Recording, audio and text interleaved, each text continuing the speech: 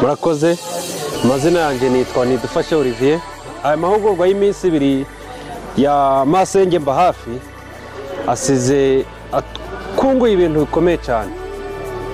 Umushinga wo kugarura abana bose bataye ishuri bakagaruka bakaba ku ishuri kandi bagatsinda. Hari n'abandi bana baba bafite ubumuga bakagira ipfunwe ku ishuri bakaba bata ishuri cyangwa ababyeyi babo bakabaheza.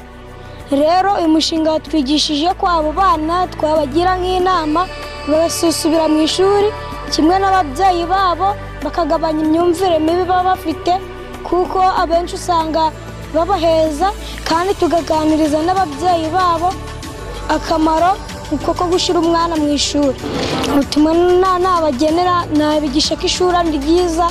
Muri iki gihe tugezemo wenda umwana inshingano za mbere ze agakwiye kwiga agakurikirana amasomo kuko ejo hazaza he igihe kigiye kuza ibisaba kuba yarize.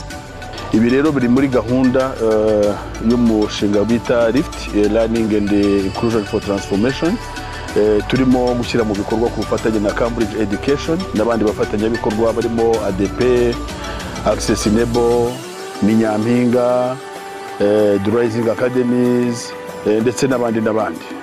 Abo rero bose turafatanyije cyane ndetse n'ubuyobozi bw'akarere muri decentralized kugera kuri level iri loko hasi mu midugudu no mu kagari.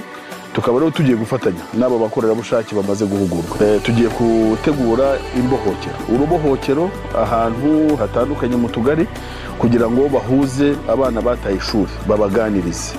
Ariko igikorwa cyihutirwa no kubagarura ku ishuri, ariko banateza amatwi impamvu zatumye bava ku ishuri no kumenya ngo ibyo bibazo biteye gute byatumye bava mu ishuri, ariko se hakorwa iki kugira ngo none izo mpamvu izo nzitizi zose ziveho abana basubire ku ishuri bagumeyo kandi batsinde.